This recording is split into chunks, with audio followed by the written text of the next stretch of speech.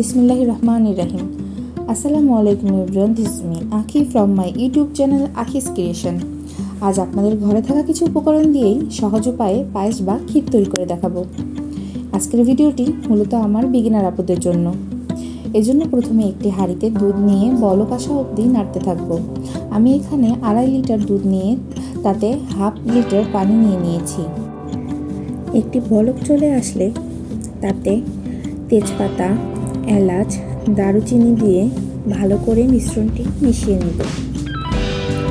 YouTube জগতে আমি নতুন, যদি আপনারা উৎসাহ দেন তাহলে আগ্রহ আরও বেড়ে যায়। দয়া করে চ্যানেলটি সাবস্ক্রাইব করে একটি লাইক কমেন্ট দিয়ে আমার পাশে থাকবেন।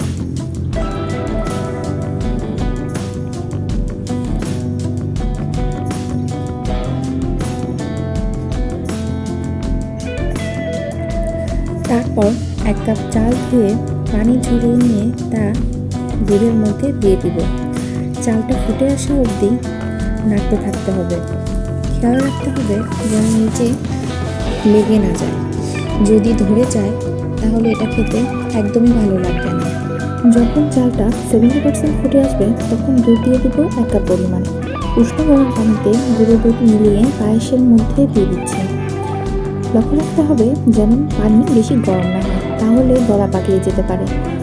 তাহলে পায়েসের টেক্সচার মোটেই ভালো আসবে না। ভালো করে মিশিয়ে নিয়ে 1 চিমটি লবণ অ্যাড করব। এটা অপশনাল, আপনারা চাইলে নাও দিতে পারেন। যখন পায়েসটি 90% হয়ে যাবে তখন চিনি অ্যাড করছি 1 কাপ পরিমাণ। আপনারা আপনাদের টেস্ট অনুযায়ী দিয়ে দিবেন। আমি এখানে খেজুরের গুড় ইউজ করছি 250 গ্রাম।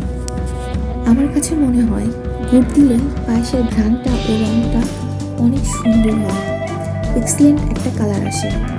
গুড়টা গলে যাওয়া অবধি নাড়তে থাকবো। অ্যাট লাস্ট এতে কিশমিশ দিয়ে ভালো করে মিশিয়ে নেব।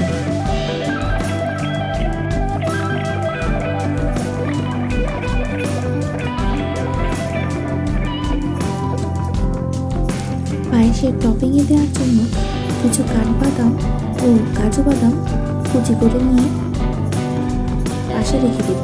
আপনারা চাইলে পেস্তা বাদামও দিতে পারেন, আমার কাছে ছিল না তাই আমি দিইনি।